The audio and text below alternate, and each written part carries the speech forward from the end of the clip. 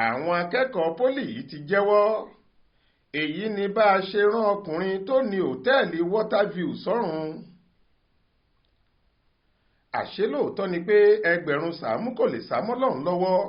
Èyí ló bá ìṣẹ̀lẹ̀ bí ọwọ́ ṣe tẹ àwọn ọ̀rẹ́ méjì kan tí wọ́n jingiri nínú ìbálòpọ̀ eléèyàn mẹ́ta tàbí jù bẹ́ẹ̀ lọ, tí wọ́n ṣekú pa Adéníyì Òjó, ọkùnrin tó ní òtẹ́ẹ̀lì kan tí wọ́n ń pè ní Waterview tó wà lágbègbè GRA nílùú Ìlọrin nípínlẹ̀ Kwara.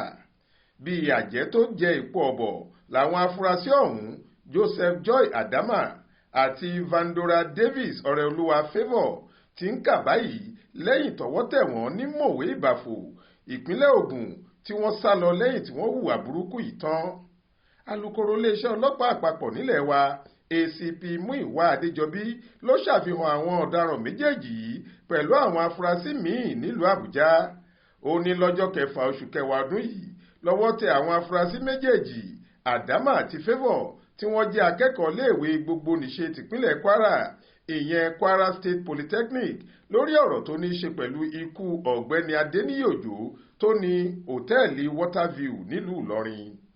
Ó ṣàlàyé pé lẹ́yìn táwọn afurasí yìí ní ìbálòpọ̀ pẹ̀lú olóògbé tán tí wọ́n béèrè owó lọ́wọ́ ẹ̀, bóyá ìyẹn kò tètè fún wọn ni wọ́n bá rọ̀ ọ́ lọ́tí yó kí wọ́n lè rí ìjà lólè, nìyẹn bá gbabẹ̀ kú. Nígbà tí ọ̀kan nínú wọn, Adama, ń bá àwọn oníròyìn sọ̀rọ̀, ó ní òun àti Adéníyì ti máa ń bára wọn ní àjọṣepọ̀ ọjọ́ ti pẹ́. Ó ní oníbàárà òun ni, ṣùgbọ́n lọ́jọ́ tí ìṣẹ̀lẹ̀ burúkú náà wáyé, àwọn lọ sí òtẹ́ẹ̀lì rẹ̀ láti lọ jà á lólè ni. Nígbà tí kò fẹ́ gbà lẹ́rọ̀ làwọn rọ̀ ọ́ lọ́tí yó, táwọn sì jí fóònù àti àwọn ẹrù rẹ̀ míì kó lọ káwọn tó padà gbọ́ pé ó ti kú. Ó sọ síwájú sí i pé ìgbà kan tóun nílò owó láti san owó ilé tóun gbé ní Poli, òun béèrè lọ́wọ́ rẹ̀ pé kó ràn òun lọ́wọ́, àmọ́ níṣe ló ń fò ní dòní fọ̀lá dọ́là fóun títí tóun fi wá ọ̀nà míì láti sanwó ọ̀hún. Ó láwọn ò fi bẹ́ẹ̀ sọ̀rọ̀ mọ́ nígbà yẹn, àmọ́ nígbà tó tún yá olóògbé náà fi àtẹ̀jíṣẹ́ ṣọwọ́ sóhun, àwọn sì bẹ̀rẹ̀ sí tún bára wọn sọ̀rọ̀ nípasẹ̀ mẹ́sẹ̀ẹ̀jì táwọn fi ń ṣọwọ́ sí ara wọn.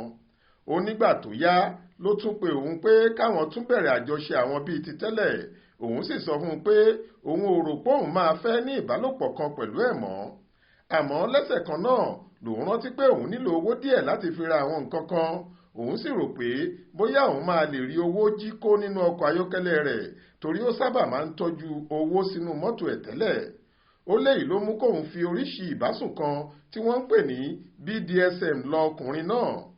Ó ní BDSM jẹ́ sítáì ìbálòpọ̀ kan tí wọ́n máa so ọkùnrin, ó sì lè jẹ́ obìnrin, lọ́wọ́ lẹ́sẹ̀ níhòhò, nǹkan ọmọkùnrin ló máa wà lẹ́nu iṣẹ́. Ó lóun ti rò ó pé tó bá gbà àwọn á lè lo àǹfààní náà láti jà á lólè, nígbà tóun sì fi lọ̀ ó gbà. Ó jọ pé ó ti rẹ̀ ẹ́ lọ́jọ́ yẹn, torí àwọn gbà á nímọ̀ràn pé kó lo oògùn amárale. Ó sà sọ pé òun á wá nǹkan lò tó bá yá. Ó ní bó sì ṣe fojú kan ọ̀rẹ́ mi ló tún sọ pé òun láìkí ẹ̀, òun lọ́ọ̀fù ẹ̀. Ó tiẹ̀ sọ pé àwa méjèèjì lòun fẹ́ bá sùn papọ̀ lẹ́ẹ̀kan náà, pé ká ṣe tírísọ̀mù.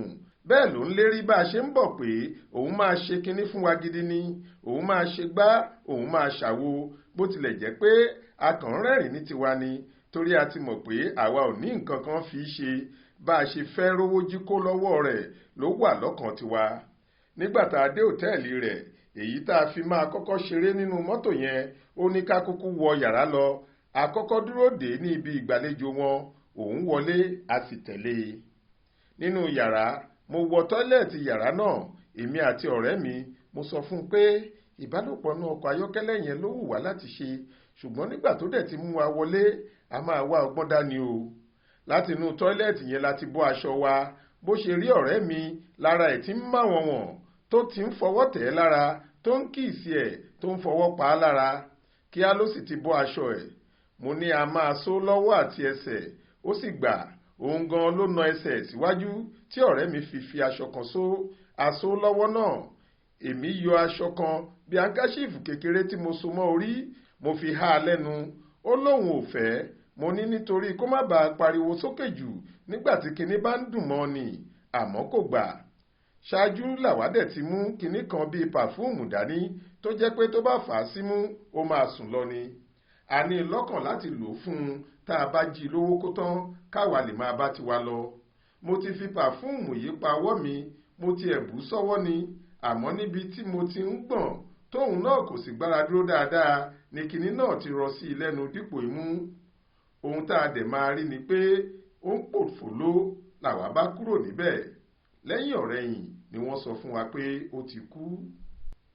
Ibrahim Alágúnmu àti Faith Adébọ́lá ló ṣàkójọ ìròyìn yìí fún iléeṣẹ́ tẹlifíṣàn Aláròye online.